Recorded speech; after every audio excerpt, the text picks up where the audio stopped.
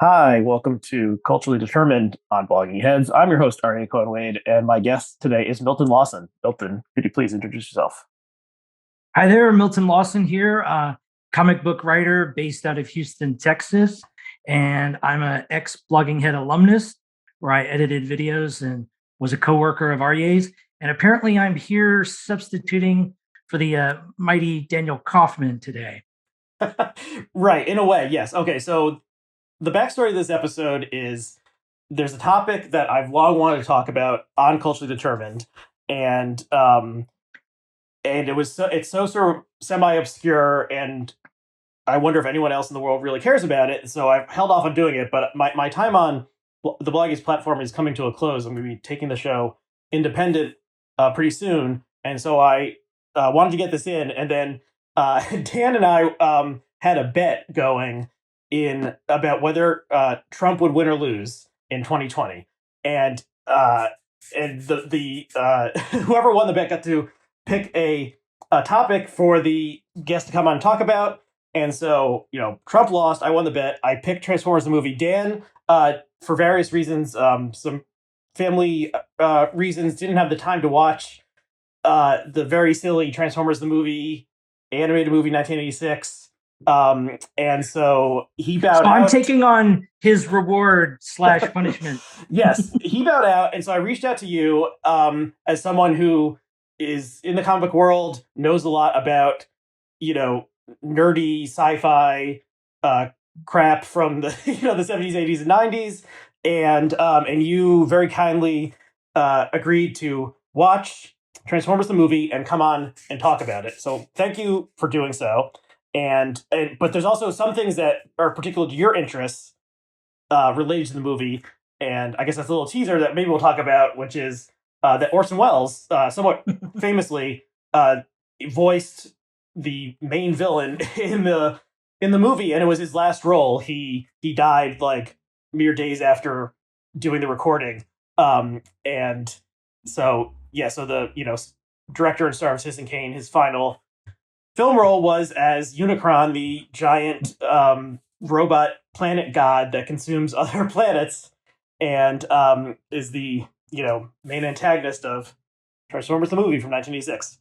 Okay. So Aryeh, just to provide one more bit of context here, is this sort of like your exit from Blogging Heads, or should we picture you? Are you like the action hero and the explosions are going off in the background and you're just kind of striding in slow motion? I don't care. I'm going out. Yeah, I don't think this will be the last episode of Culture Determined to appear on Blogging Heads, but it is maybe more of like a senioritis kind of thing of like, well, Bob can't get that mad at me. I'm already heading out, so I could do this very silly topic, and it's also usually on these shows there's a couple areas in politics and culture where maybe I know more than the guest or more than the average American or something, but like areas where I feel like I do actually have some expertise, like there's very few, and maybe the only one is Transformers the movie, the 1986 animated major motion picture.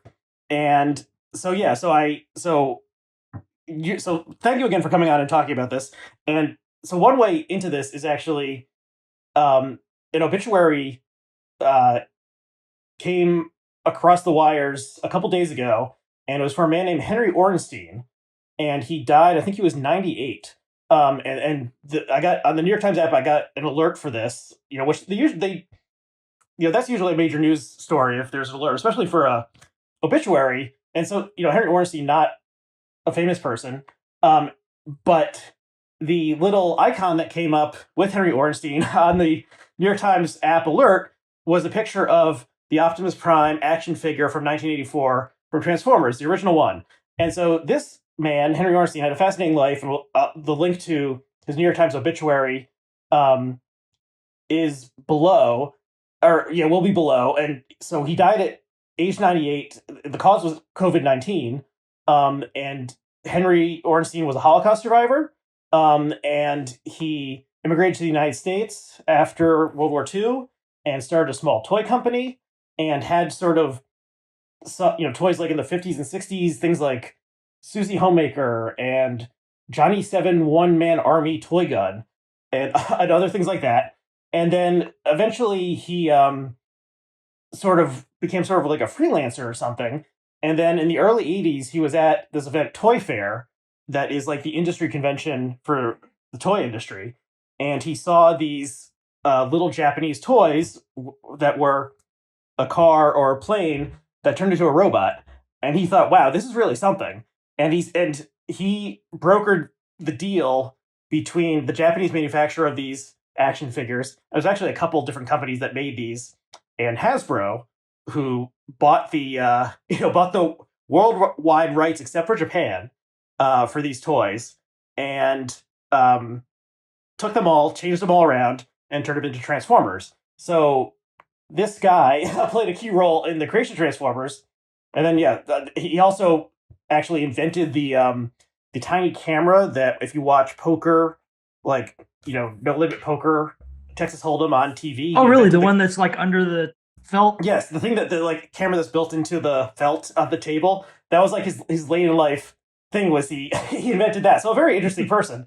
And so rest in peace, Mr. Ornstein. But this story sort of illustrates a key aspect of Transformers, which is it was a product first. It was a toy, made out of plastic and metal, and it was in the TV show and the comic book and the movie and everything else was always in service of selling toys to children. And so it wasn't like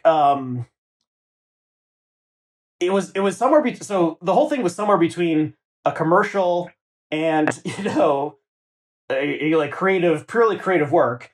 And in that limbo, like and the pressures of capitalism caused instigated various storytelling choices that had like strange ramifications for hundreds of thousands or millions of American children in the 1980s. So Hasbro took over, bought the rights to like the molds and stuff for all these various toys, and they handed it off to a writer at Marvel Comics to come up with sort of like the backstory and the names for all these toys. And this guy, I think his name was Bud Budiansky. He was sort of like a second tier writer at Marvel in the early 80s. And there's I'm drawing most of this from have you seen the Netflix series, The Toys That Made Us? No, I've been meaning to, but I haven't seen it. It's pretty good. And so they take a different toy line for each like half hour, 45-minute episode and give the whole history of the toy line. So, they do the first season like Star Wars and Barbie and G.I. Joe. And then second season, this is a Transformers episode, gives a lot of this backstory. Anyway, they so this one guy like wrote like the equivalent of like a story Bible for a TV series and fleshed out all these characters and decided like which ones were the good guys, the Autobots, which ones were the bad guys, the Decepticons, and gave them the sort of personality that came from the Marvel comics of the 1960s of like, some of these characters. And so for these characters that were robots from an alien world, who, turn into like dump trucks and airplanes, he gave them like more complex characterization than you would strictly need if you just cared about selling these little pieces of plastic. And so, there were 25 or so characters originally, and it kept on multiplying as they made more toys. And so the show, was an anime series, came out 1984, the toys came out. It was a super success and, was the most popular toy that year. And so immediately after that first season of the cartoon came out, they decided, well, let's make a movie out of this and really cash in, and so they started making the movie before they started the second season of the TV show. And that's why there's a lot of missing characters that are introduced in the second season of the TV show that don't appear in the movie. It's a little strange because it takes a long time to make a movie. Now, wait a minute. Now, is the chronology of the content of the movie, though, after the second season, even though they started making it? Okay, that's what I thought. Okay. Right. So they introduced all these sort of secondary characters, like the aerial bots. And so we're getting into the weeds now already. And other characters that, they were manufacturing toys for. And so they introduced them in the second season, but they weren't created The yet, and so they were sort of like Dinobots. right. So the Dinobots were there from the beginning, and we'll talk a little bit more about the Dinobots. I'm actually wearing my Dinobot shirt right now, if people can see. Oh, So wow. there's a little Easter egg for people viewing, and I feel a little bit like Mickey Mouse because I do some props here. I have here's a little Megatron action figure who's the main villain of the first 2 seasons of the show and turns into a gun.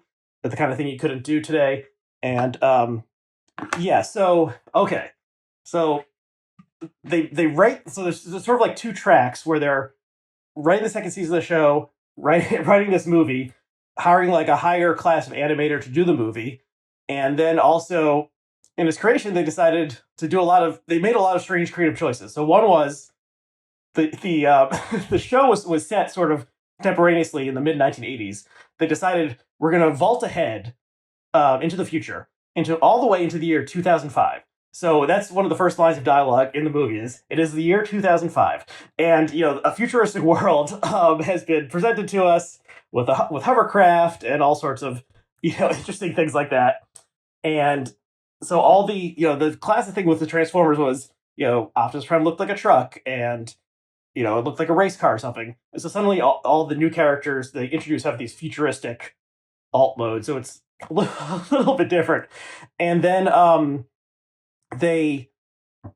let's see. So they sort of okay. So the key hero of Transformers, this guy Optimus Prime, and strangely, they made Michael Bay rebooted the series in live action CGI movies, and they became super successful, maybe only rivaling Marvel as a franchise over the past 15 years. So probably more people have heard of Optimus Prime, but he's sort of like the Captain America of the show. He's the main hero. He's the great guy. He always makes the wise decision. They have this great voice actor named Peter Cullen doing the voice of him. He sort of sounded like, like a little bit of like a Western hero who, would wear the white hat and always makes the right decision. So he is more or less Captain America. And in the in the movie, shockingly, and spoiler alert, they kill him off. And it's about 25 minutes into the show. or maybe even sooner than that. Like the movie starts, there's this prologue where you see Unicron, the Orson Welles villain, eating a planet. And then, which is very traumatic if you think about a small child seeing this, like you see all these little like non-transformer robots like dying. And the animation in that sequence is several orders of magnitude greater than what you're accustomed to in the show. So already, vivid animation. So you see that, and then it's basically a big action sequence. And at the end of the action sequence, Megatron, the main villain of the series, faces off against Optimus Prime, the main hero, and Megatron kills Optimus Prime. So it would be sort of like if there had never been a Captain America movie and they went straight to making an Avengers movie, and then they killed Captain America in the first 20 minutes. So that would, that's a bizarre creative choice of taking the most beloved character that all the little boys and girls, probably mostly boys, but, like saw as their personal hero and having him die. And he's a robot, but it's very clear that he dies and he turns to like gray and the life force has vanished from him. And that's that. So the reason they did this was that it was all based around introducing new toys. So, the kids have already bought their Optimus Prime action figure. And I guess they didn't quite, today they'll be like, there's like 20 versions of Captain America action figure you can get wearing different costumes and stuff. But I guess that idea wasn't really there yet. But they're like, the kids already own all these toys. Let's clear them out. We'll kill off all these characters and then introduce a bunch of new toys. And kids love toys. They'll buy the new toys. And, it's a win-win for all involved. And so it was this like very crass economic commercial decision to wipe out almost all the characters from the original run, introduce an entire new set of characters, which were based on a new set of toys. So, the kids would ask for the new toys for Christmas, and the whole thing would keep on rolling. And so the movie where like a kid, so I was a little too young. I didn't actually see it in theaters. It came out in '86. But someone who was born in like 79 or something and was really into Transformers, and then like, okay, I want to go see a movie with all my favorite Transformers characters. Almost all those characters are gone after 20 minutes, and it's an entirely new set of characters, most of them voiced by a strange assortment of 80s celebrities, including Judd Nelson, Leonard Nimoy, Scatman Crothers, Robert Stack from Unsolved Mysteries. It's a bizarre Eric Idle from Monty Python. It's a truly bizarre cast, and Orson Welles. And I one thing I did want to note that amused me rewatching it. Eric Idle is the top billed actor in the credits. Right. And he's in it. He's in it for like 5 or 10 minutes, maybe. And he doesn't even show up until like the third act. It's very strange. And so, okay, so then after they've killed off, shockingly, all our heroes, and then they kill off a lot of the villains also, and whether Megatron is truly killed off or is, revivified in this transformed, no pun intended, vessel is an interesting debate within Transformers fandom. But yeah, so then it's just like an entirely new plot, entirely new characters. The plot is sort of a vague ripoff of Star Wars. Like there's a young, untested, and Star Wars, of course, like took the hero's journey, and multiple strands from other mythologies, but like there's a young guy, the older guy dies, sort of like there's a mystical force, there's an evil planet, there's even like a scene with lightsabers and stuff, outer space things. Grimlock is sort of like Chewbacca. There's a lot of parallels there. But then like a bunch of wacky stuff happens, and they go to different planets, they meet strange characters, and in the end, good triumphs over evil. But it's just it was like I had it on VHS, and it's probably the movie I've seen the most in my life. I have to have seen it like 500 or 1,000 times because I would just watch it over and over again as a child. It has a strangely compelling aspect for children. And then I have rewatched it as an adult, including a couple weeks ago when we proposed doing this.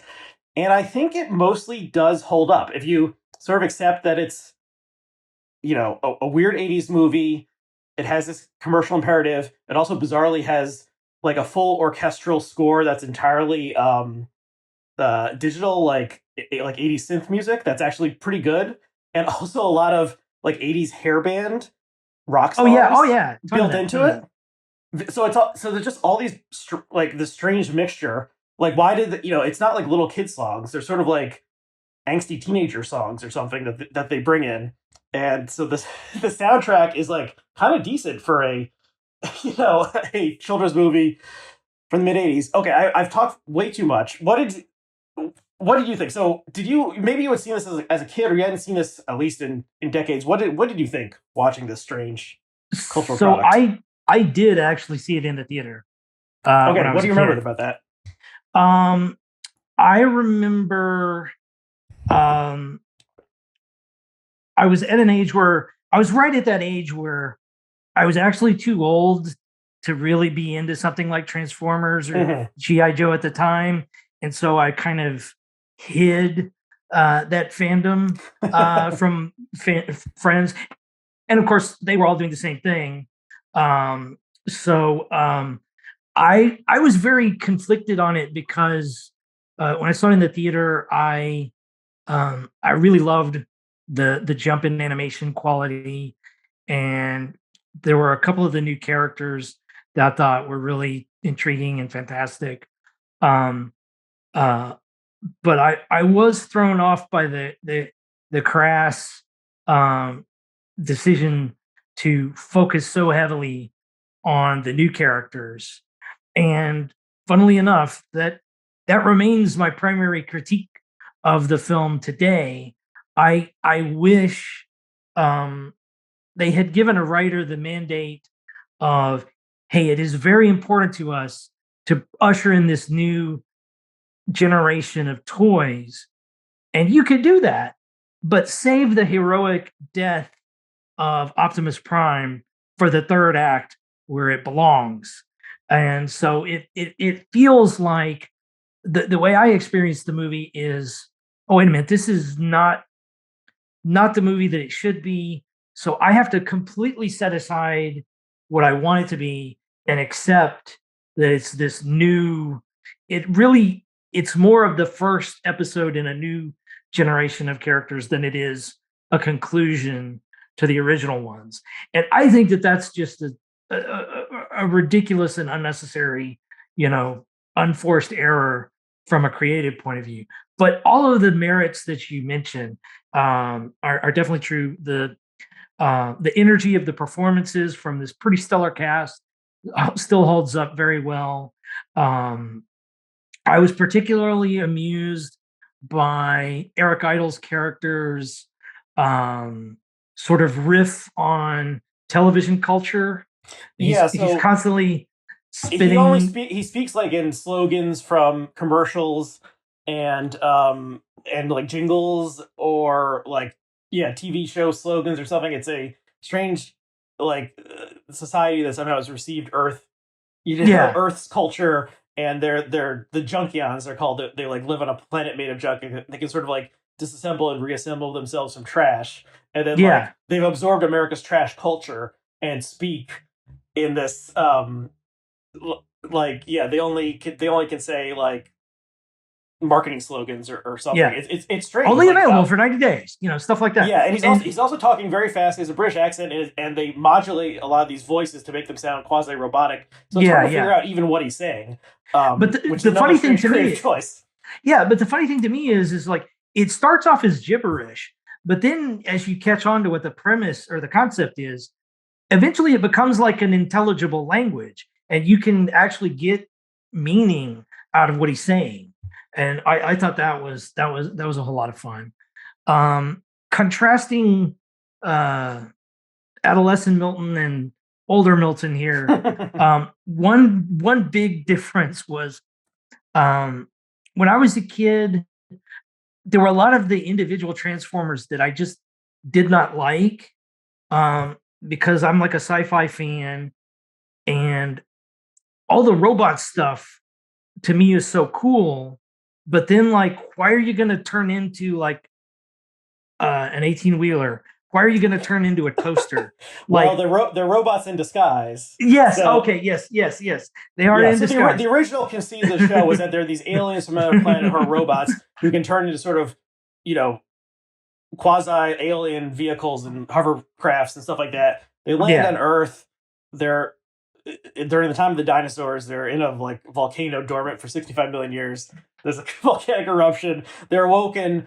They send out a little scanner to identify, because they're used to disguising themselves. Strangely, it doesn't make a ton of sense, but identify what's going on this planet, and they scan a big rig or an airplane or construction equipment or something like that, and so they remake themselves so they can disguise themselves as these things and sort of drive around undetected. It doesn't really make a ton of sense. It's built from the fact that there were these pre-existing physical objects that a couple Japanese toy manufacturers had put together of a tape player that turned into a robot. Have a backstory, and so they're like, how can we fit all this weird stuff together? And that's what they came up with. So one character that I had a very odd critique of was Megatron, and Megatron to me, holding up my miniature Megatron figure. So he's the main leader of the villains. He turned into a gun in the original, and they can't even make a replica. So this is I can't remember where I got this, but you can't make a realistic toy gun anymore. And so even any version that they make that kind of looks like it, they have to put a little orange thing at the tip, so that a child is not mistaken by the cops as holding a gun or something. And if I remember correctly, at one point they had kind of a advanced version of the toy that really, really did look like a gun. It was shiny. Yeah. It was taken from these Japanese molds, and it looked exactly like this specific brand of gun or make and model of gun that's called a Walther P-38 or something. It's sort of like a gun that came from Germany, circa World War II, and it was the appropriate size for a gun also. So you could imagine that this might cause some problems, in America, our gun-toting society. Maybe in Japan, they didn't quite think that anyone would actually have a gun, so it's just fine to do it. So yeah, and so Megatron, he's basically just like pure evil. He wants to extract. Originally, they want to extract like the resources and the energy, which they turn into energon, their fuel source from Earth, and then he's just sort of like a more or less standard conquer the universe kind of villain. Yeah. He's not particularly complex. He's voiced by Frank Welker, who is one of the most accomplished um, voice artists of all time, and does a lot of. He's mainly known for animal noises, and so he did like I don't know if he's still on The Simpsons, but he did like Santa's Little Helper and Oh Snowball and The wow. Simpsons, and is just known for making very very realistic animal noises. And the second most famous thing is Dr. Claw from Inspector Gadget, who's essentially the same voice Oh wow. as Okay. Okay. Soundwave, another one of the robots, except they modulate his voice a little bit.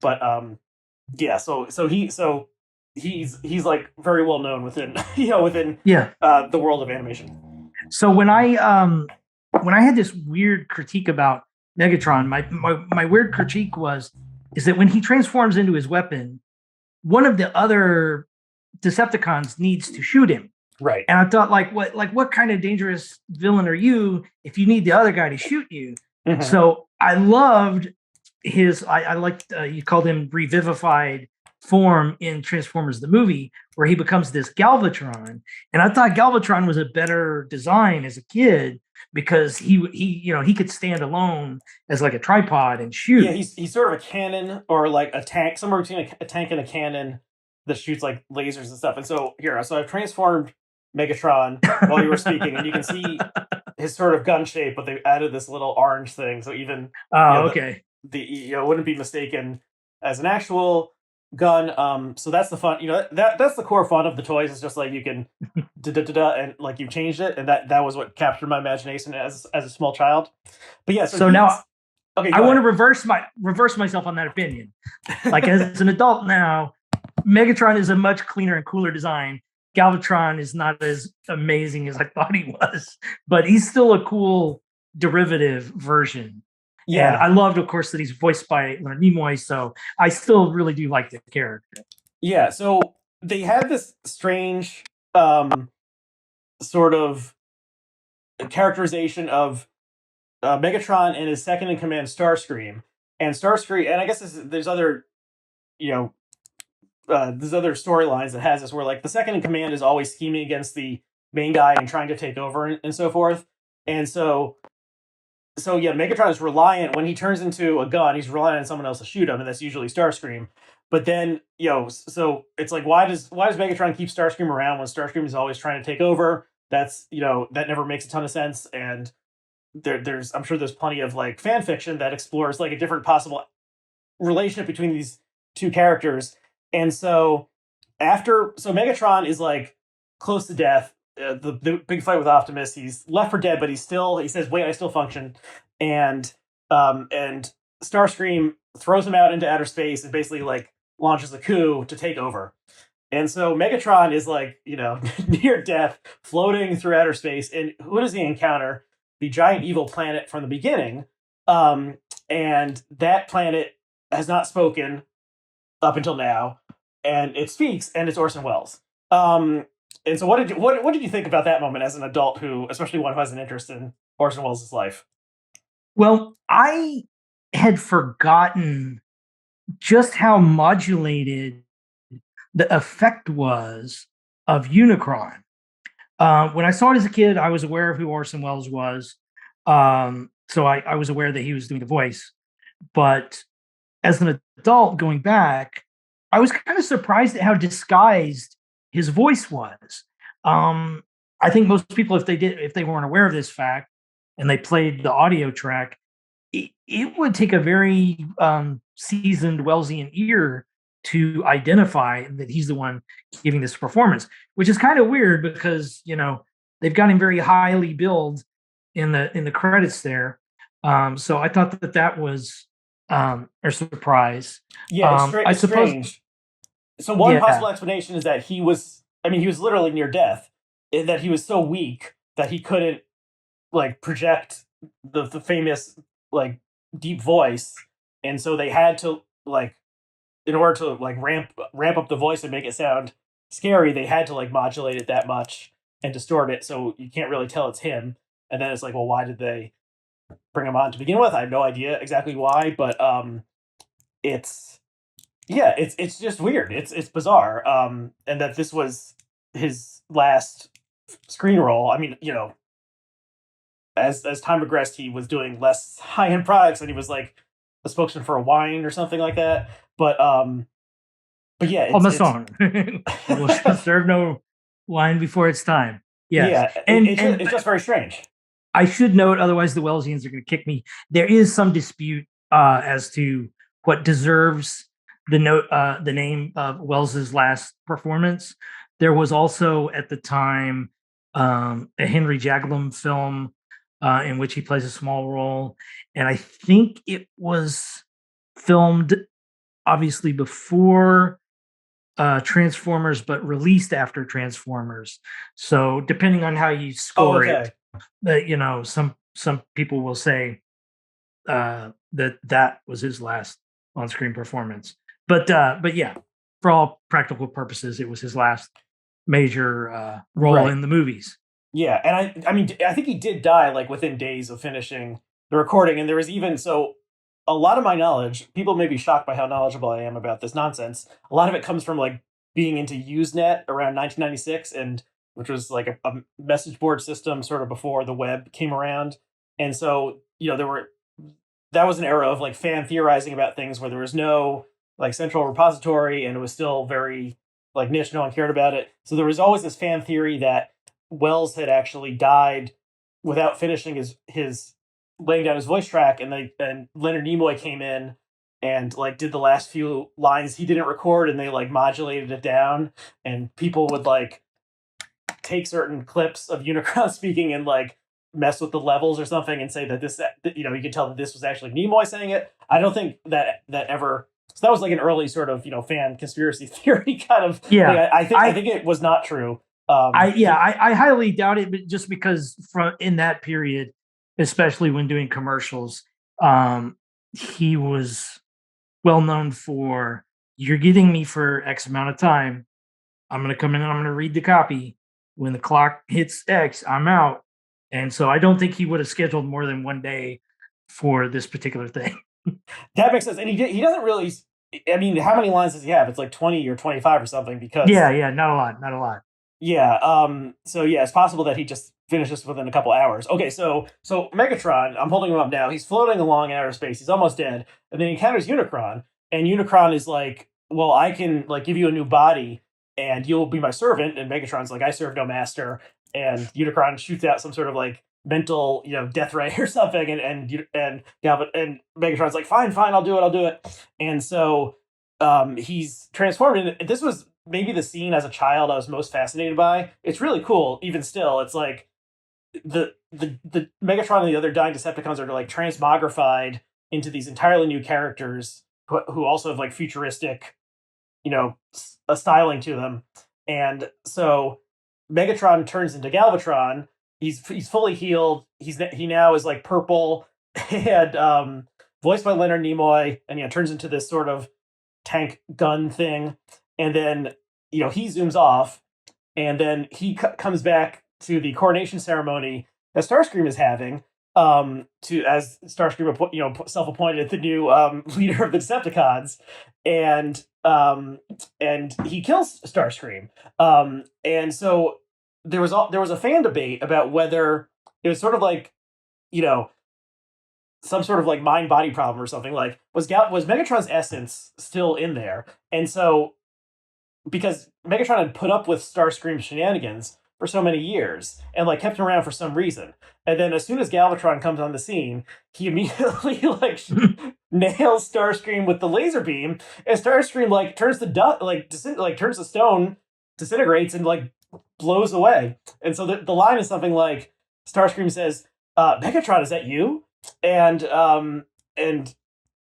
Galvatron says something like, "What, like, I'll show you," or something, or like, "What do you think about this?" And then transforms, blows him away. So it's like, maybe this essence, like, this is a new creation or something. This is not Megatron, because why would Megatron kill his, this guy who he had put up with for millennia? So that was all. And so there was, Megatron partisans back in the day who were like, Megatron would never do something like this to poor Starscream. This is obviously like an entirely new creature.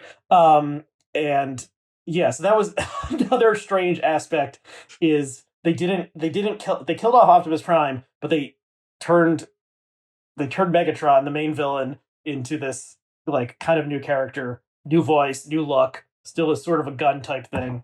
And then sort of like the main plot of the rest of the movie comes out, which is basically like they're flying around, they're trying to get back to Cybertron, they want to stop the evil Unicron from eating Cybertron, and there's just like various obstacles in their path, and then eventually they come and more or less do it. So what did you think of, so after sort of that, like after the first 25 minutes, getting rid of all the old characters, bringing in the new ones so we can sell new toys to the children, what did you think of like that like main chunk of the movie where most of the actual action happens? So I enjoyed it quite a lot once I got past that middle block. And it just so happens that the sort of the archetype of the Joseph Campbellian hero's journey with the chosen one character realizing his special nature and here we go with the pun, transforming into a higher being. It just so happens that storytelling groove is like perfectly fit to my brain. And I just love that anytime that moment comes around. Have you ever watched the Kung Fu film, The Last Dragon, where the protagonist I don't think achieves the glow? So it's that classic moment where the divinely empowered hero sort of comes into full possession of their powers.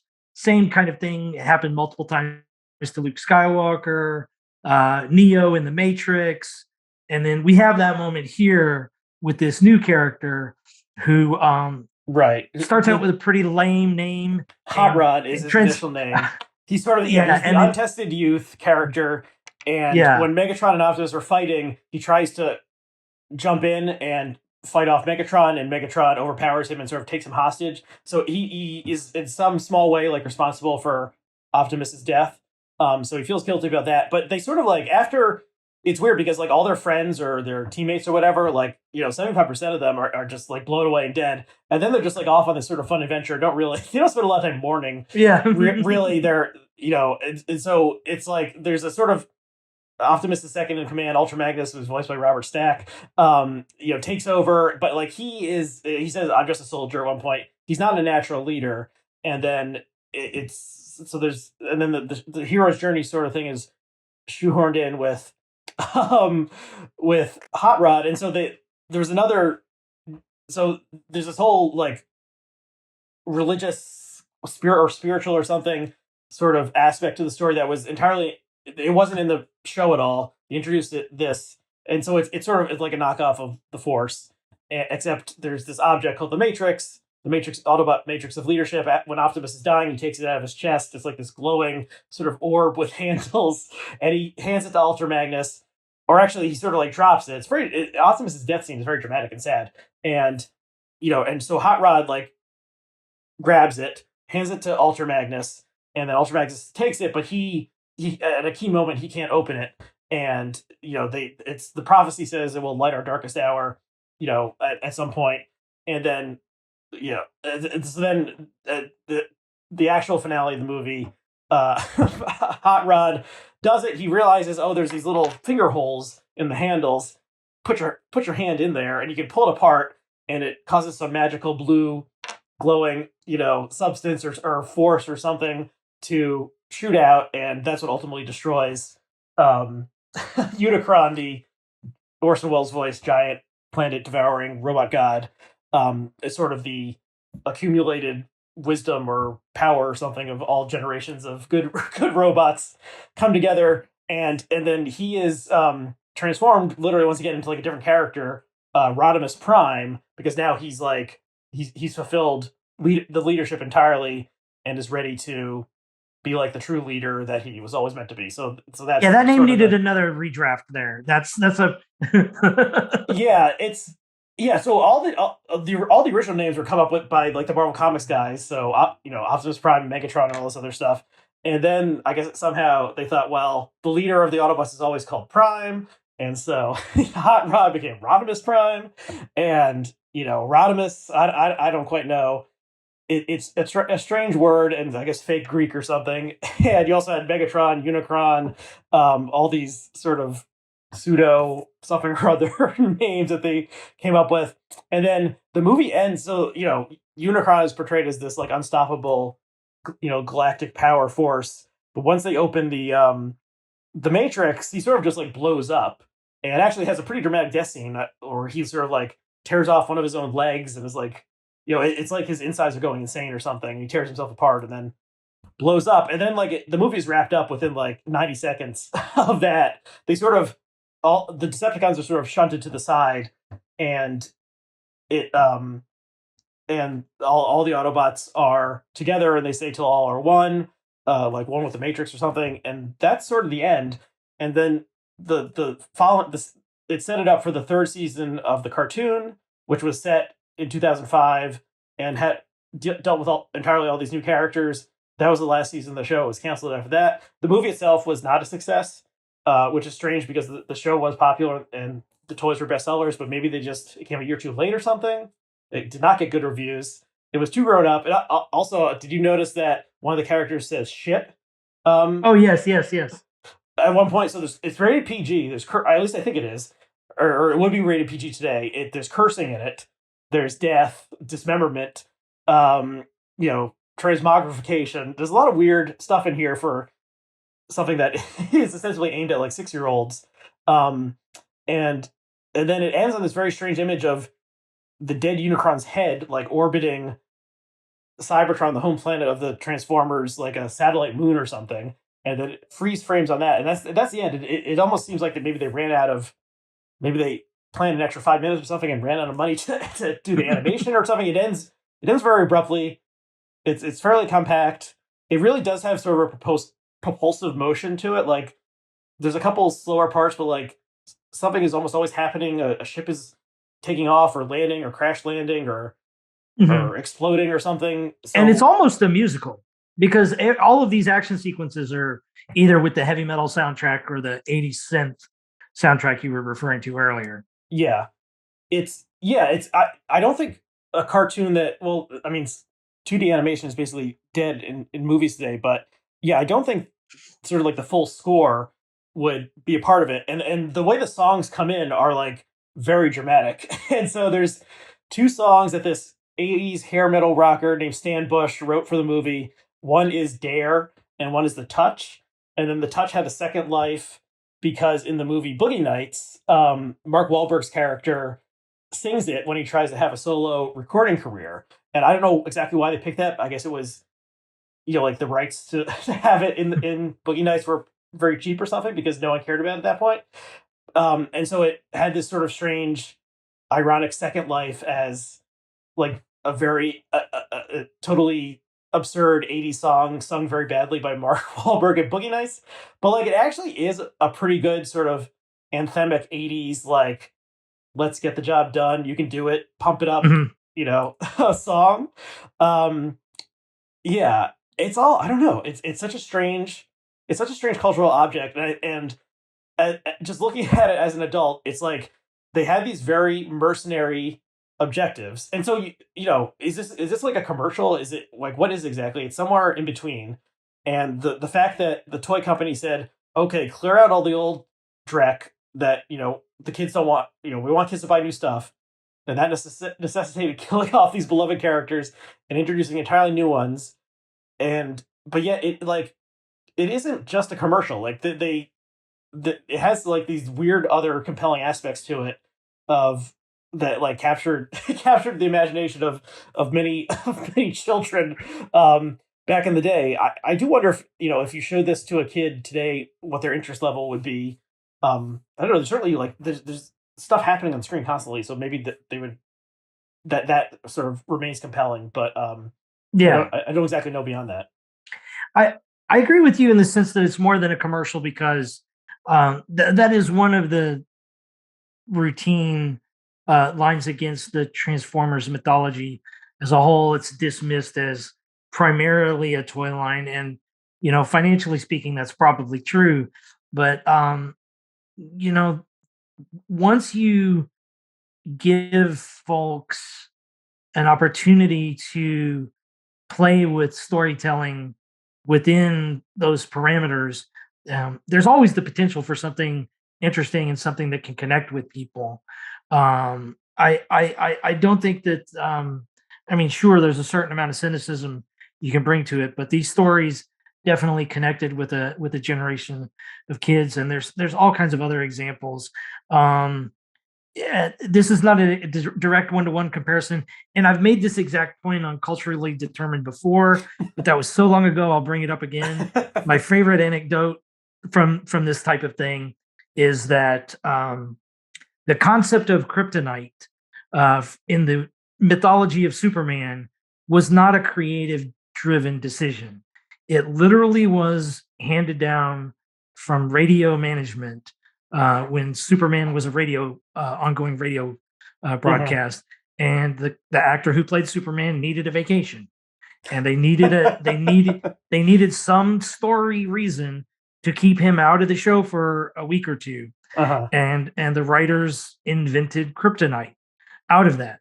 And you pointed out that kryptonite is not only an integral part of Superman, it has gone on to become synonymous with Achilles type of Yeah, it's moment the in our thing that culture. can, yeah, the thing that can, disable the seemingly all powerful or immortal, person is their kryptonite.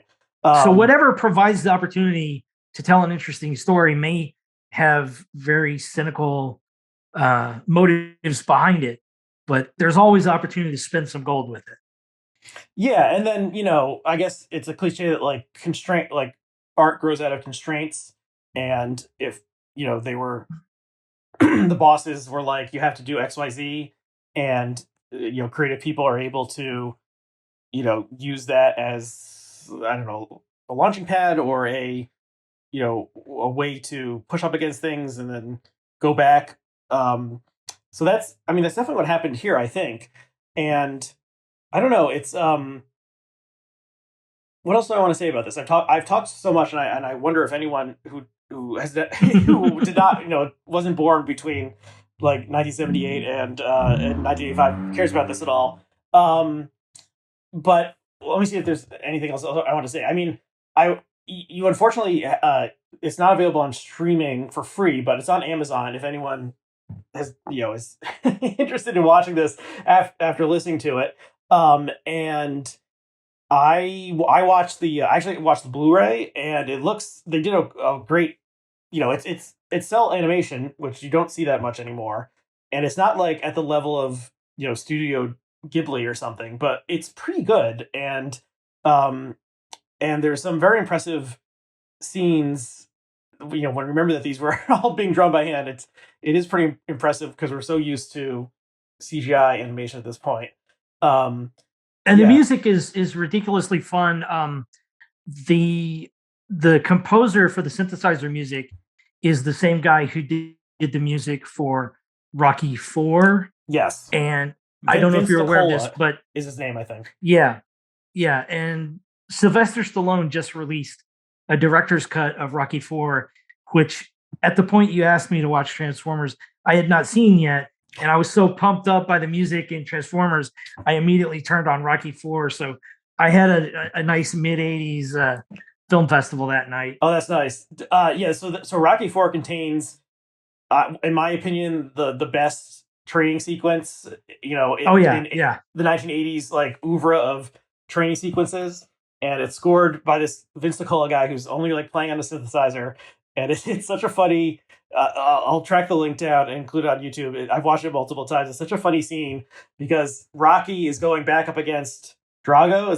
That's his name? The Yeah. Soviet, like super, super Soviet guy, and they contrast it that like Rocky is like dragging like logs or like pushing like a giant barrel or something, or like chopping down trees. He's like of the earth and organic, and like he doesn't have anything except like his mitts. And then the Soviet boxer is like super high tech, and there's all these like computers and blinking monitors and stuff that he's like, the high tech of the Soviet Union has like reached its apogee in training this guy, whereas like the American is just like, like all I can do is like throw a giant boulder or something. That's the only way I can get in shape. And it's just like, it's such a strange, when you looking back on what actually was going on in America and the Soviet Union at the time, it's such a strange thing that they thought, this like we're the salt of the earth, and the Soviets have this overwhelming technological superiority, but like the American heart went out in the end. Yes, that's a great scene, and I don't think that this guy Vince Nicola has really done anything else besides. I think those are basically his two major credits.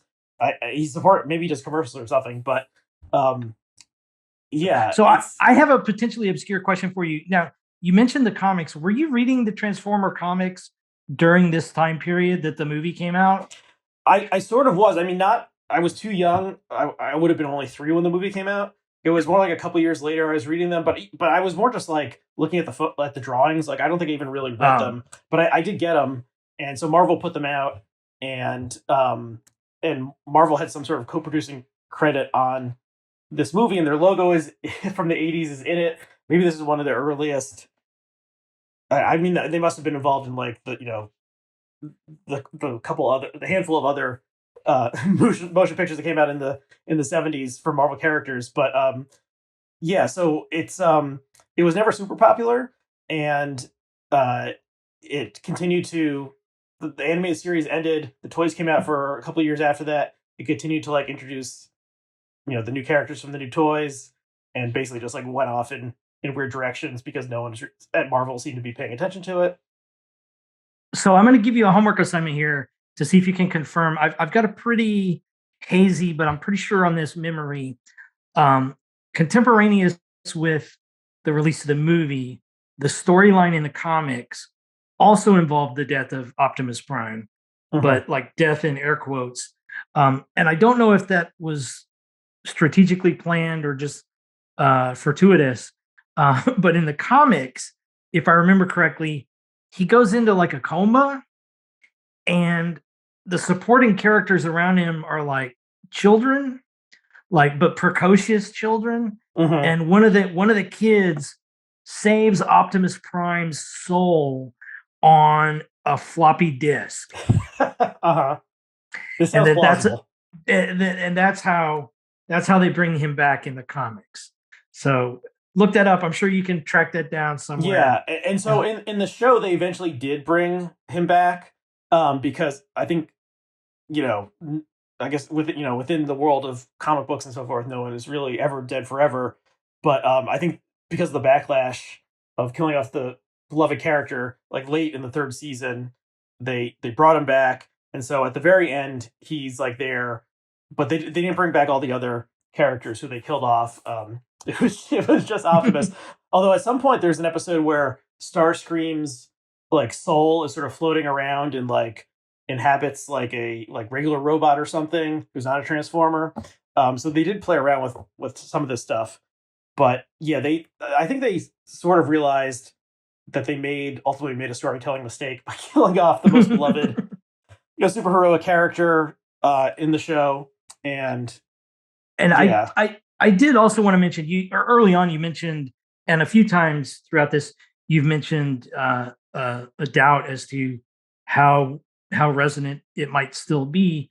I will have to tell you that with your generation in particular, and some Generation Xers as well, it still has quite enormous purchase and love. And to a certain degree, it's slightly one of the banes of my everyday existence as a comic book creator, because I'm working on a project about Orson Welles. And without fail, every time I mention that at a comic book convention, and I do mean without fail, the first thing that comes out of the person's mouth is, "Oh, Unicron." and as a fan of the entirety of Orson Welles' creative output, I'm always demoralized that that's universally the first thing out of my target audience's mouth. but hopefully when this project gets completed, I will still win some of them over to my story. Yeah, so you're working. Well, you can say as much about it as you want. You're working on a project that involves the life of Orson Welles, a graphic novel project. But is this the only thing he did that is within like genre or sci-fi, or did he have? He did that.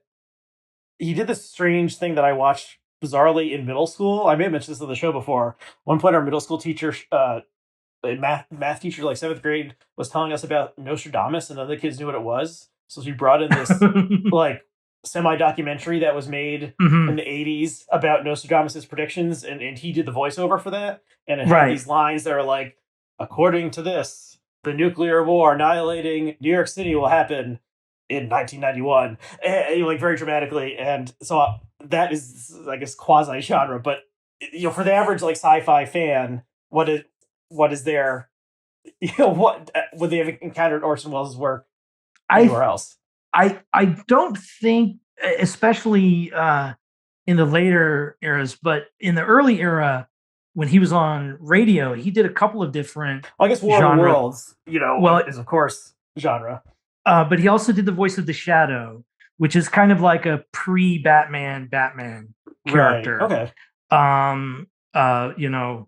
Rich guy wanders around the city at night, fighting evil forces, wearing a cape. So very similar to Batman. And then he also had a series that I'm blanking on the title, but it's something like the Black Dossier, which was basically kind of like his version of like Rod Serling Night Gallery type of thing. The story would start out there'd be this gallery, and there would be some sort of object, and there might be something creepy about it, and there might be a murder mystery told about it. So that I think there was a light amount of supernatural elements in that as well. But Orson didn't do too many genre things. He had like a naval thriller that really never saw the light of day called The Deep. That was kind of genre like in tone, but not much. Yeah. And like you said, the legacy strangely of this lives on. And I sent you an Instagram, like a Photoshop sort of thing that someone that just popped up on my Discover page recently of someone taking a still of Wells as Falstaff from Chimes at Midnight and recasting the armor as like Unicron's armor. So, and it continues to inspire. Yes. 25 or more years later. How many? It must be 86 to 2021. Is that 20? Please don't do math. Don't. It's 35. So yeah, I just captured my imagination so much when I was a kid. I remember thinking like once 2005 comes, like we'll have hoverboards. Like it was before I seen Back to the Future, which I guess or Back to the Future 2, which has a similar sort of, that's in 2015, but it just seemed like this was somehow created this vision of the future that I thought might actually happen, and was like excited because there's like a little boy character, sort of the audience surrogate, who gets like an exosuit that transforms into sort of like a car type thing. And I was like very excited by that idea that like I too could become a transformer someday. So if not for Mickey Kouse's influence on the universe, we would be there. We would be in that hoverboard utopia now. But alas, we live in this timeline. Yeah, the we're in the bad place. Okay. Wait, did you ask the question that you wanted to talk about in our pre-game conversation, or did you have something else that you wanted to bring up? I actually wanted to ask that post-game. I wanted to lean on your talents at finding individuals in niche emerging subcultures. There's a war raging in the comics community right now, and I need to do some investigating, and I want to learn some from your skills. But one tiny last question, I guess. You talked about the voice actor who did Soundwave. Is it the Boombox? Yeah. I found the effect in the movie really awesome sounding. Did they do a different version, or did he just always sound that cool in the TV show? Yeah, that was the original voice. So that's like Frank Welker, who also did Megatron, and a bunch of other characters. I think if you watch the full credits, it lists, there are multiple voice actors who do multiple characters, and there's some strange ones like Scatman Crothers, who I mentioned before, who's killed in the shot, a character is killed in The Shining, and Casey Kasem was also a voice actor. I think he did Scrappy Doo or something, but he's like Cliff Jumper, one of the minor Autobot characters. Anyway, Frank Welker has like 7 or 8 different characters that he did the voice for. Yeah, so if you listen to Dr. Claw from Inspector Gadget and then listen to Soundwave, it's the exact same voice except they added this like kind of reverb effect to it. Sounded very cool in the 80s. And when they did the Michael Bay rebooted movies, they brought back Peter Cullen, who was the voice of Optimus Prime, but they didn't bring back any of the other original voice actors. So, I mean, the Cullen as Prime is very iconic. So I think the fans were happy about that. But they had Hugo Weaving doing Megatron's voice instead of Frank Welker, who is still alive and is still doing voice acting. And so I think that pissed off some of the hardcore fans from the beginning that they disrespected Frank Welker like that. And I mean, have you seen any of the newer Michael Bay versions of these? I skipped out after the first one. I hated the first one just so passionately. I've heard that the Bumblebee one was good. Yes. I saw the first one, and I was okay with the first one. I thought it was decent. But the second one was horrible, and I didn't watch any after that. But there's like, I think they've gone to at least 6 or 7. But they done sort of a semi reboot with a Bumblebee, a sort of quasi standalone Bumblebee movie that is set in the 80s and is sort of like if the original Transformers movie ripped off Star Wars, this one sort of rips off E.T. Except Elliot is a girl, Haley Stenfield, I think, and Bumblebee is E.T. It's good. Like, I don't, even if you have no connection to the Transformer characters, I think it's like just a solid sort of family entertainment type movie. But there were parts that I actually found quite moving. And so I recommend people check that out. And I think I don't know, they're sort of sick of Michael Bay's influence, and maybe they want to move in a more like humanistic. That's obviously a strange word to use when talking about robots, but something that's not just stupid special effects and explosions and like half naked women kind of thing. And so Bumblebee, I would recommend anyone who is okay with any sort of genre film check out Bumblebee. It's pretty good. And since now you did rewatch it somewhat recently, The animated one, yes, I just like a week ago. so since you sometimes hop on the culture war beat here, I've got a couple of questions for you. I was struck there was a couple of things that were kind of cringy and didn't age very well, and one thing that was kind of a bit progressive for its time, if I'm remembering correctly, the female robot, even though she's really cliche in terms of design, like literally super girly and pink and she's pink, sexual and super sexualized. Never been a girl. There never been a female Transformer, and it's unclear how Transformers reproduce. Why, if there would be different genders, that is unclear, because like you can sort of like build a new Transformer out of scrap metal and then they're fine walking around. So they don't seem to need sexual reproduction. So why there would be different genders is somewhat confusing. They introduced the first girl or female Transformer in this movie. Her name is RC. She's pink. She has a big head that's a little bit like Princess Leia, like with the buttons kind of thing. Yeah. So, and I think that's basically the only in the original iteration. They never introduced any other. Or maybe just a couple of minor characters, but they never stuck around. And they also never made an RC toy. All the other new characters are toys, but I guess they just thought, well, this is a show for boys, and boys aren't going to want to buy a pink toy. They threw it in there, to appeal to the little sisters who are trying to along to the movie or something like that. So not until like 2010 or something did they eventually build an RC toy. Oh wow! But yeah, but she it can was sort of kind of handle her cringy, own. but a little proto, feminist thing there, Kind of ever so slightly. in the way that Princess Leia grabs the gun, Yeah. and starts firing herself. Like she can, she's not like damsel in distress. She can sort of take care of herself, and she fires a gun and stuff. But she has like a special connection with the little boy character, sort of like taking care Hmm. of him, like in a motherly way. Where that little boy's Yeah. mother is another mystery of the Transformers fandom. Yeah.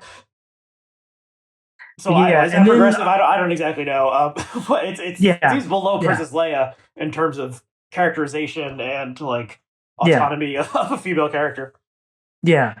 And some of the choices in dialogue and things that the African American voice actors portrayed were a little bit cringy. Yeah. So Jazz. Okay. So there's like a black Transformer seemingly named Jazz, voiced by the great Scatman Crothers, and he sort of speaks. So in the show, it's like he sort of adapts to like Earth culture and like is interested in like Earth music and stuff.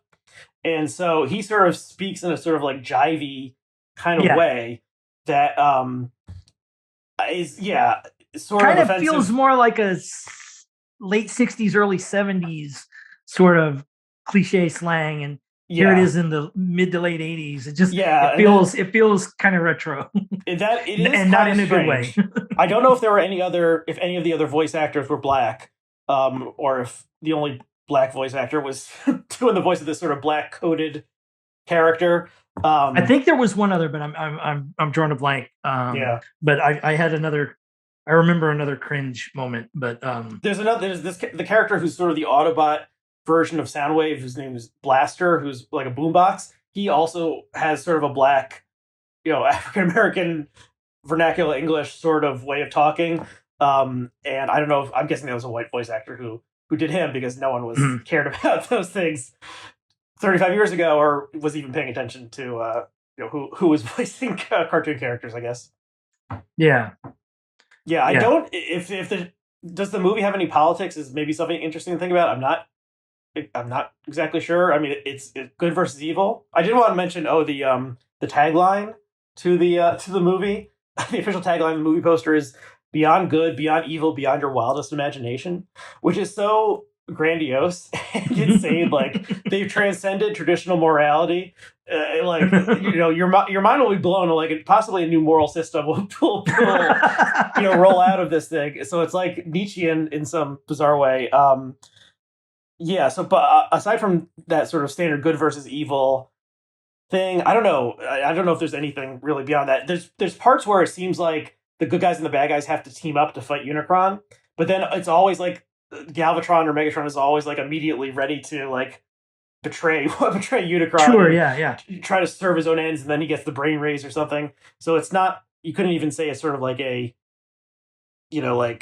planetary threat. Everyone needs to come together, put aside differences in order to, like, a literal planetary threat, a giant planet that eats other planets. But I'm sure even more hardcore fans than me have mapped out some sort of political angle on it. I mean, it was the Reagan '80s, so that I'm sure plays into it somehow. But I've never thought deeply about that. It does take place in the future, so. Indeed. Okay, we've gone long. It's possible that someone is still listening to this, but I'm not quite sure. But anything else you want to mention or plug, or any projects you're working on that you'd like to mention? Not at the moment. I would just like to thank you for having me on a few times in Culturally Determined's original home base. And I'm looking forward to following you along in your new home, and wish you the best of luck. Well, thank you. And yeah, the details have not quite been ironed out, but possibly by the time this posts, it will be more obvious where people can continue to receive the content. But one place where they definitely can is the Culturally Determined podcast feed. And so if you're only subscribing to the main Blogging Heads feed and want to continue receiving Culturally Determined, a few weeks from now, you need to subscribe to the Culturally Determined feed in your preferred podcast app. And like, subscribe, rate, review, leave a positive comment, tell your friends, turn into a robot and spread the word that way somehow. Okay, so finally, thank you, Milton, for coming on and indulging me and being my partner, talking about this thing that I have a strange obsession with. 35 years or so after it was released to the public, and yeah, I don't know, till all are one. How should we end this? That sounds good to me. Transform and roll out. Okay, thank you. More Milton. than meets the eye. Yeah, this episode was truly more than meets the eye. Thank you, Milton. Thank you to our viewers and listeners, and we'll see you again next time.